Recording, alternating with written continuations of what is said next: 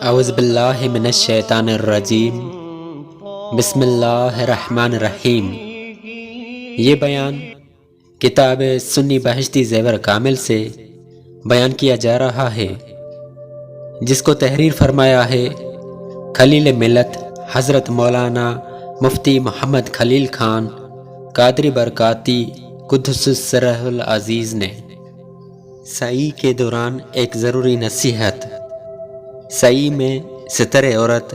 یعنی بدن کے جس حصے کا چھپانا فرض ہے اسے چھپانا سنت ہے، یعنی اگرچہ ستر کا چھپانا فرض ہے مگر اس حالت میں فرض کے علاوہ سنت بھی ہے کہ اگر ستر کھلا رہا تو اس کی وجہ سے کفارہ واجب نہیں، مگر دو گناہ اس کے سر بندھ گئے، ایک گناہ فرض کے ترک کا اور دوسرا ترک سنت کا۔ بعض عورتیں نہایت بے باکی سے سعی کرتی ہیں کہ ان کی کلائیاں اور گلا کھلا رہتا ہے، حالانکہ آزاد عورتوں کے لیے سارا بدن عورت ہے، سوا منہ کی ٹکلی اور ہتھیلیوں اور پاؤں کے تلوں کے۔ گردن اور کلائیاں بھی عورت ہیں اور گلا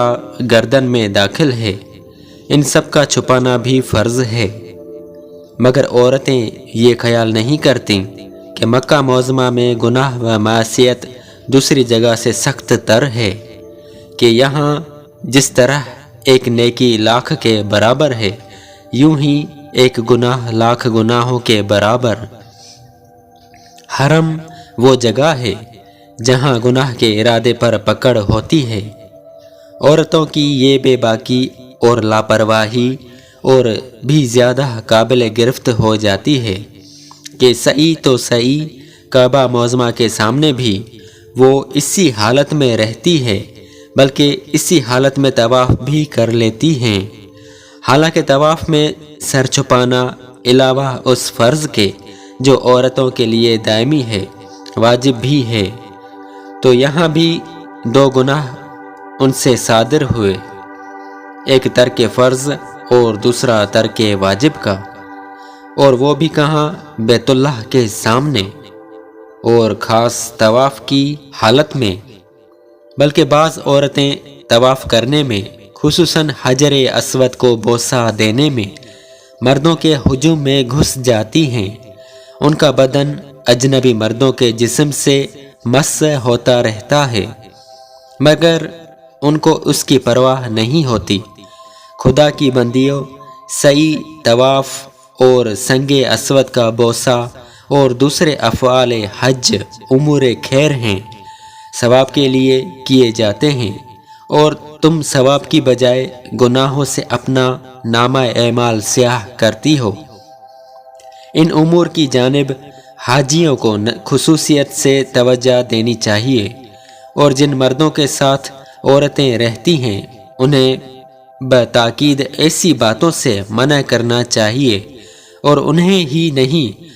دونوں کو خدا اور رسول جل وعلا صلی اللہ علیہ وسلم سے ڈرنا اور شرمانا چاہیے۔ وما توفیقی الا باللہ۔ مرد کو حکم ہے کہ قربانی کے بعد قبلہ رو بیٹھ کر حلق کریں، یعنی سارا سر منڈائیں کہ افضل ہے، یا بال کتروائیں کہ رخصت ہے، مگر عورتوں کو حلق یعنی سر منڈانا حرام ہے، وہ صرف ایک پورے برابر بال کتروائیں۔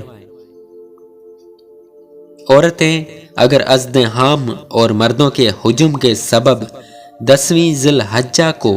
فرض طواف کے لیے، جسے طواف زیارت بھی کہتے ہیں، نہ جا سکیں تو اس کے بعد 11ویں تاریخ کو افضل ہے، اور اس دن یہ بڑا نفع ہے کہ مطاف خالی ملتا ہے، گنتی کے مرد ہوتے ہیں، عورتوں کو بھی باطمینان تمام ہر پھیرے میں سنگ اسود کا بوسہ میسر آ جاتا ہے، اور جو 11ویں کو نہ جائے 12ویں کو کر لے۔ اس کے بعد بلا عذر تاخیر گناہ ہے، جرمانہ میں ایک قربانی کرنی ہوگی۔ ہاں مثلاً عورت کو حیض یا نفاس آ گیا تو ان کے ختم کے بعد طواف کریں، مگر حیض یا نفاس سے اگر ایسے وقت پاکی ہوئی کہ نہا دھو کر 12ویں تاریخ میں آفتاب ڈوبنے سے پہلے طواف کے 4 پھیرے کر سکتی ہے تو کرنا واجب ہے، نہ کرے گی تو گناہ گار ہوگی۔ یوں ہی اگر اتنا وقت ملا تھا کہ وہ طواف کر لیتی اور نہ کیا اور اب حیض یا نفاس آ گیا تو گناہ گار ہوئی۔